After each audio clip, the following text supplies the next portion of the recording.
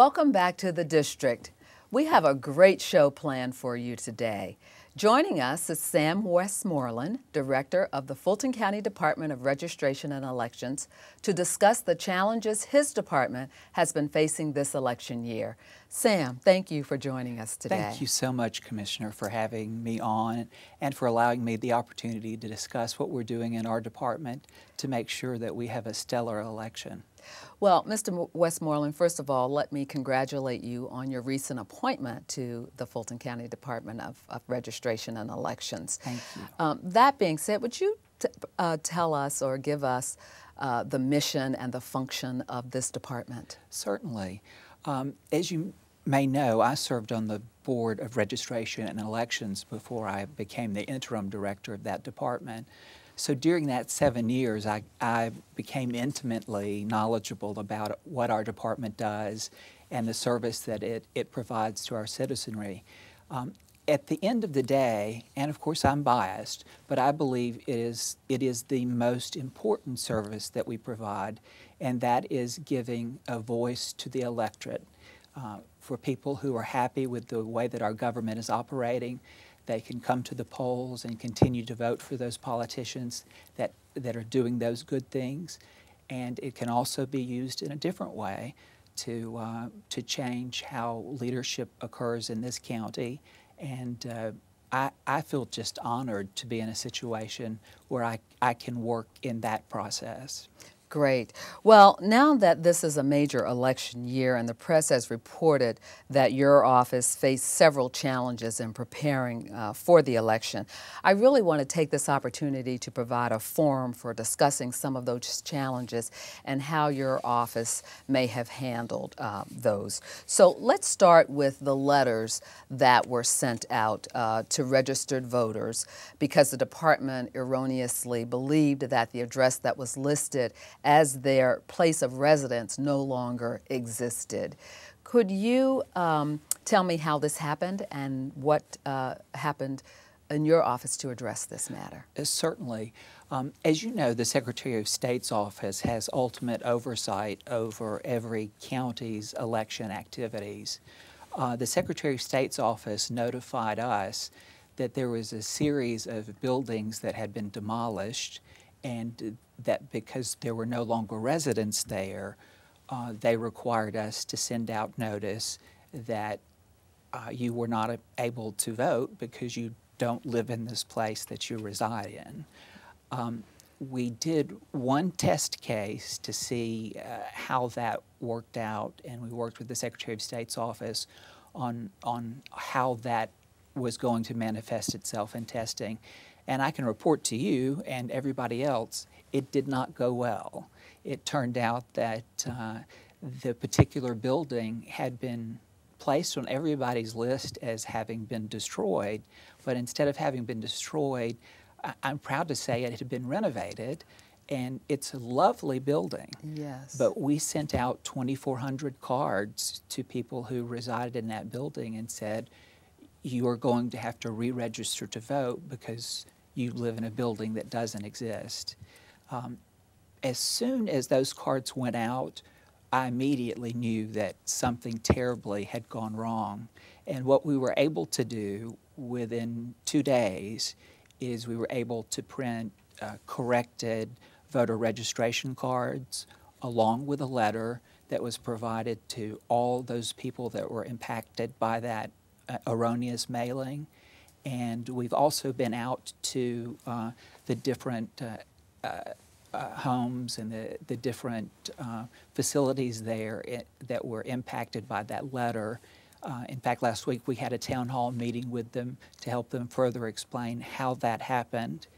And we're pleased that we're 100% confident that we reached the people we needed to reach to right that wrong. Good.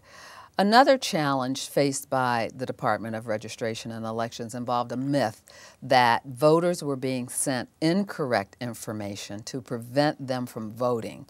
What is the truth, and what has your department done to dispel this myth?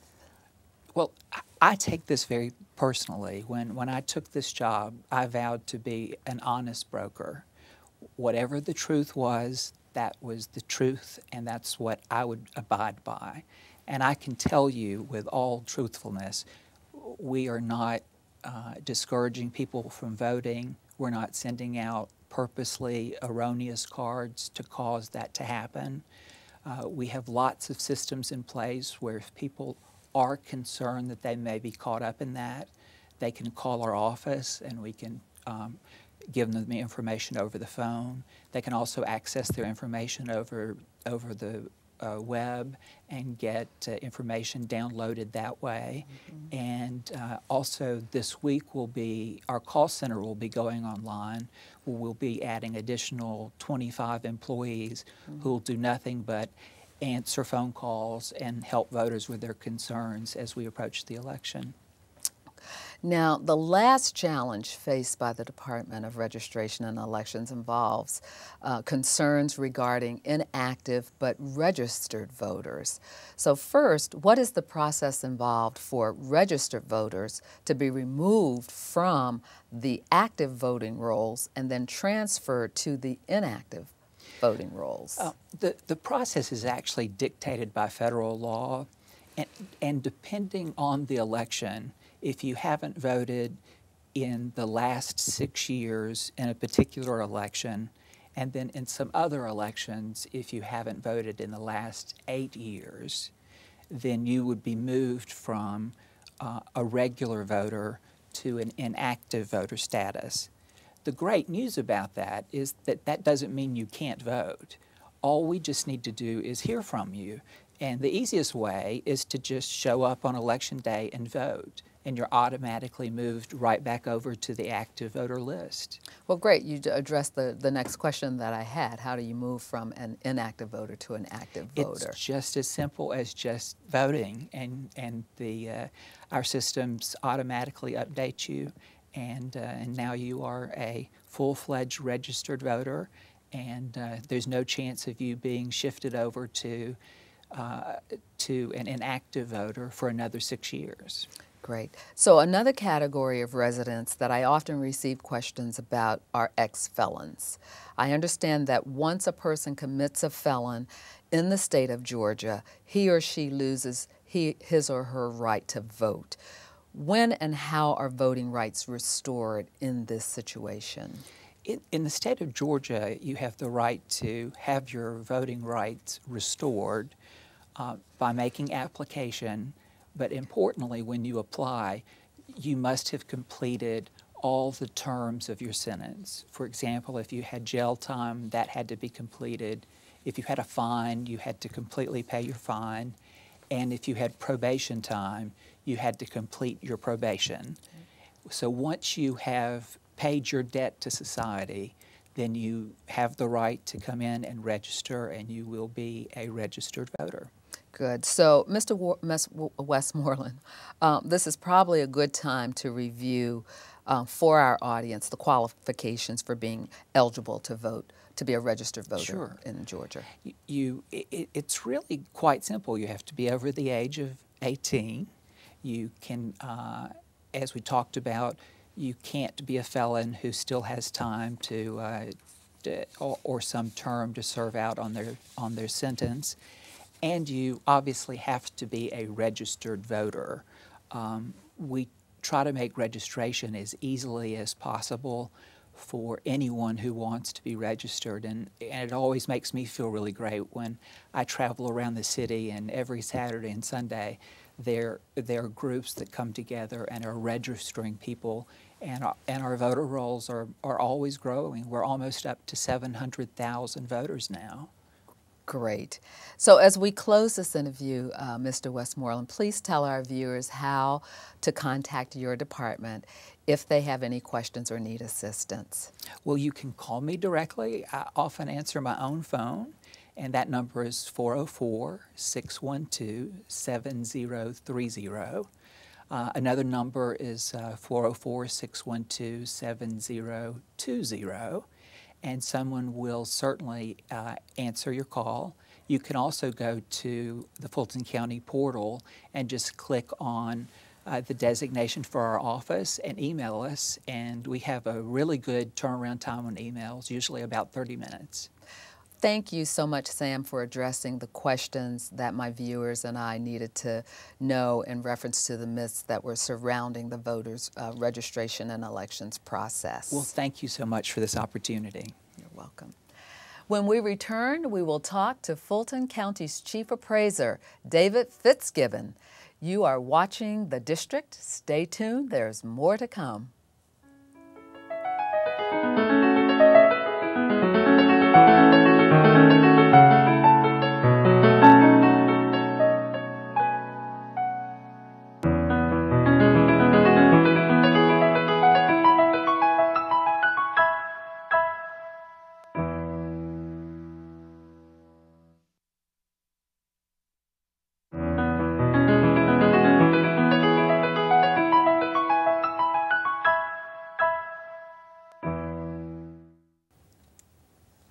Welcome to this edition of The District. I am Joan Garner, Fulton County Commissioner for District 6. This is a major election year, and the press has reported that Fulton County's Registration and Elections Department has had several challenges preparing for the election. District 6 residents have contacted my office concerning incorrect registration and polling location information. I want to provide a forum for discussing these challenges. Sam Westmoreland, Director of the Fulton County Department of Registration and Elections, will be joining us today to let us know how his department is addressing these challenges.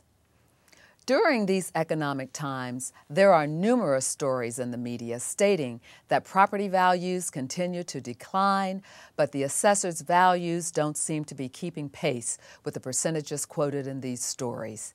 David Fitzgibbon, Fulton County Chief Appraiser, will join us today to discuss this topic and answer many other questions you may have about the property tax appraisal process. We've got a great show planned. Don't go away. We'll be right back.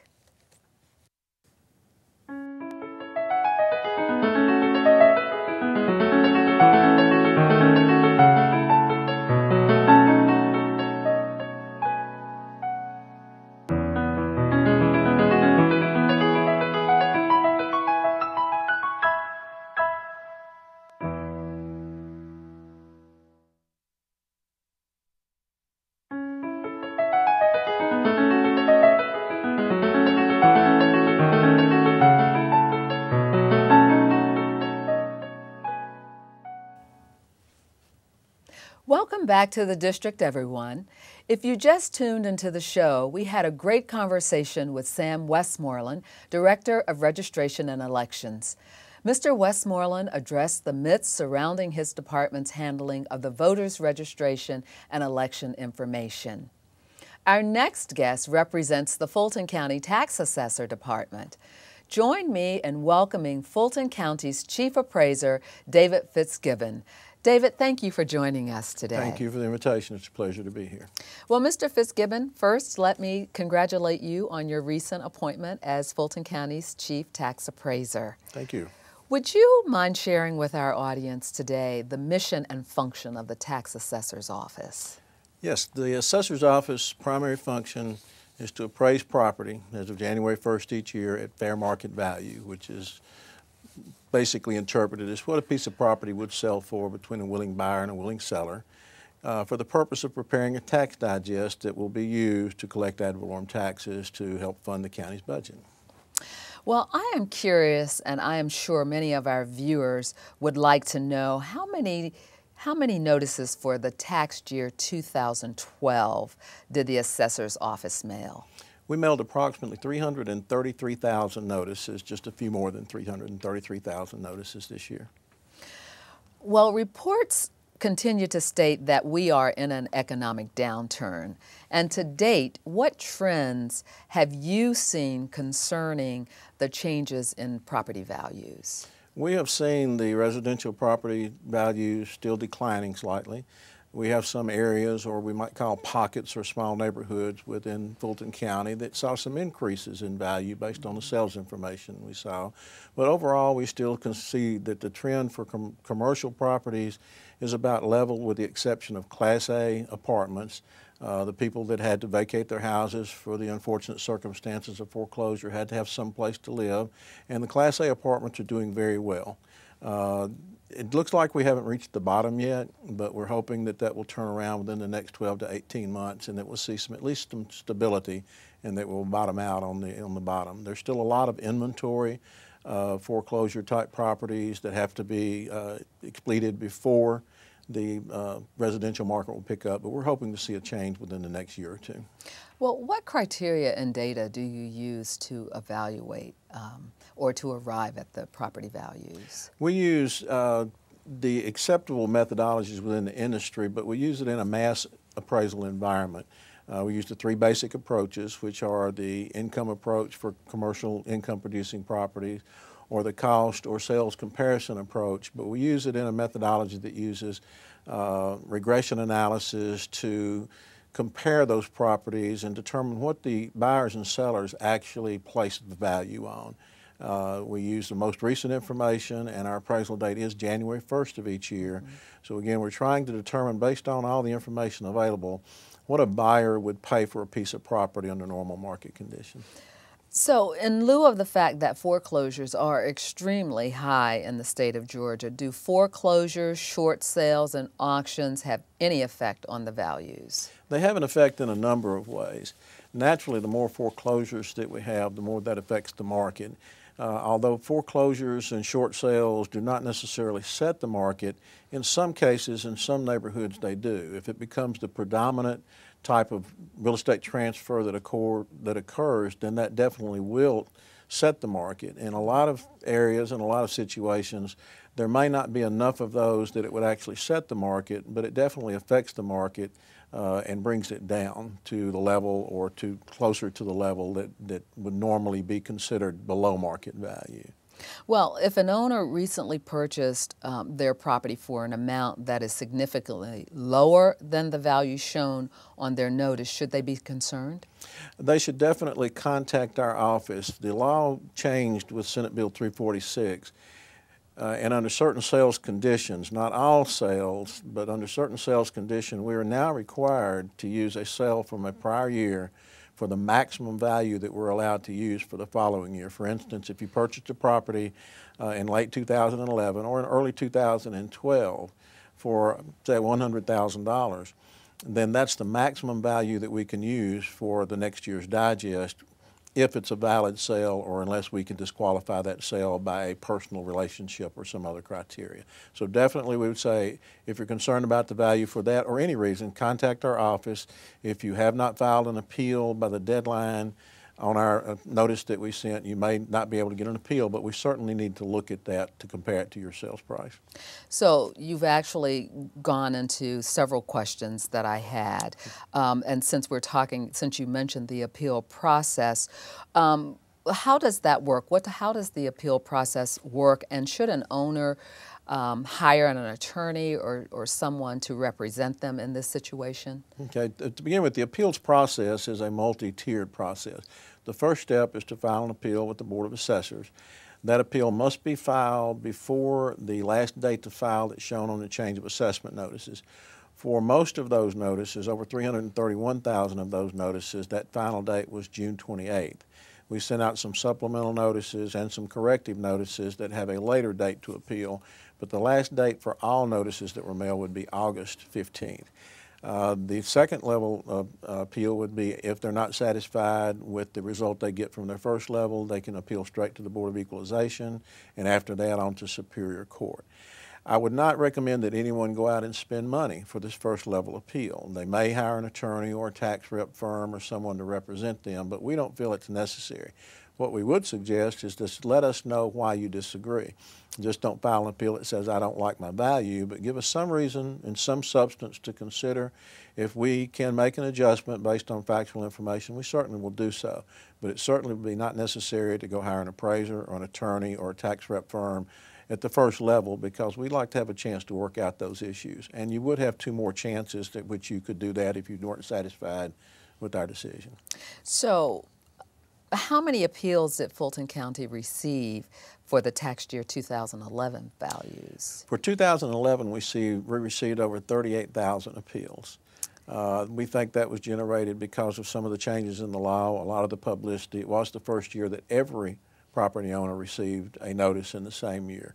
And there was a lot of publicity. We did make a few errors due to some malfunctions that we had and had to reprint some notices. So between the media coverage and everyone getting a notice, that generated a lot more than normal. It was more than twice the number we had the prior year for 2010. Okay. Good. That was my next question. Okay. So how many homeowners have asked, I think many of our homeowners have asked this next question, and that is, if someone did not receive a notice, what steps can they take? If you did not receive a notice in the mail, you can go to our website at fultonassessor.org, and when you search your property, which you can search by owner's name, address, property address, or parcel number, there is a tab on the data page that will say Show Assessment Notice. You can review that notice if it's there. If there's no notice shown, there may be some reason that we did not mail it. If that's the case, contact us. We will mail a notice. If we had not mailed one previously, we'll mail it, and there'll be 45 days from the date on that notice to file an appeal with us from whatever date it's mailed. Okay. So we keep seeing stories in the media that property values continue to decline. However, the assessor's value don't seem to be keeping pace with the percentages quoted in these stories. Why is that? A lot of the media reports are based on area-wide studies, which would include the metro area. And when you see that property values in the Atlanta area have declined by 10 or 12 or 15%, you have to remember that that's an average, and it's an average of sales prices as compared to prior periods. So we're not comparing apples to apples when we look at individual assessments. Our values have decreased. At this point in time, we're back to the level of about the 2002 level of values. But we have had areas where values have increased, where there's still popular areas where people are still buying property for more than they would have a few years ago. But if the owner still doesn't disagree, you know, we certainly want them to contact us. But we have to keep in mind, let's compare apples to apples. An area-wide average is comparing properties in southwest Atlanta to areas in Buckhead and Milton, and comparing $1 million house to a $10,000 house is going to give you an overall average that's not going to be reflective of what might be local. Great. So as we close the interview, Mr. Fitzgibbon, please tell our viewers how to contact your department if they have questions or need assistance. The best way, if you are internet active, is to go to the internet at our website, which is fultonassessor.org. You can click on the Chief Appraiser link to contact me directly. There are links to our personal property department and other departments as well. And we think that anything that we get, of course, email is always best since we're kind of busy and the phones get busy. But all the contact information is there for our office and our various departments. And we would encourage everyone to look at our website. It's new. Thanks to the Board of Commissioners that approved our updating back in March. We have a website that we have had great comments about it being the best in Georgia. It's got a lot of information the taxpayers can use and a lot of useful links to other departments within and without the county. David, thank you so much for joining us today. Thank you very much. It was my pleasure. When we return, I'll share my closing thoughts. We'll be right back.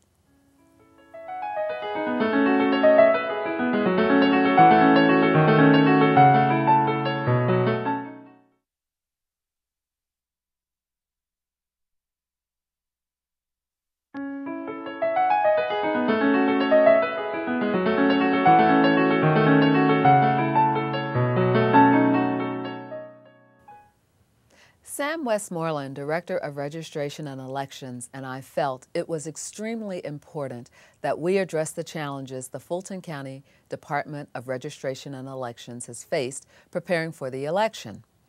Letters were sent to registered voters because the department erroneously believed that the address listed as their place of residence no longer existed. There has been a myth circulating that voters were being sent incorrect information to prevent them from voting, and there were concerns regarding inactive but registered voters. We are fortunate that these challenges have been addressed by Mr. Westmoreland and his team. During the economic downturn, many families have faced the unfortunate decision of selling their homes to get out of debt, or they lost their homes to foreclosure. Tax appraisals are an important part of the equation. Property values have been reported as being in a constant decline.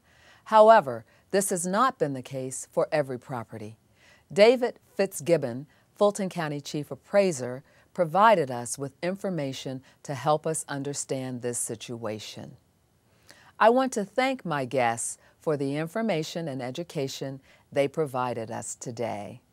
Thank you for joining us on The District. That's our show for today. Feel free to contact our office anytime by calling us at 404-612-8226. You can email us at district6@fultoncountyga.gov, tweet with us at ComJoanGarner, and of course, friend us on Facebook.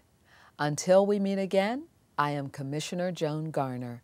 Thanks for watching The District.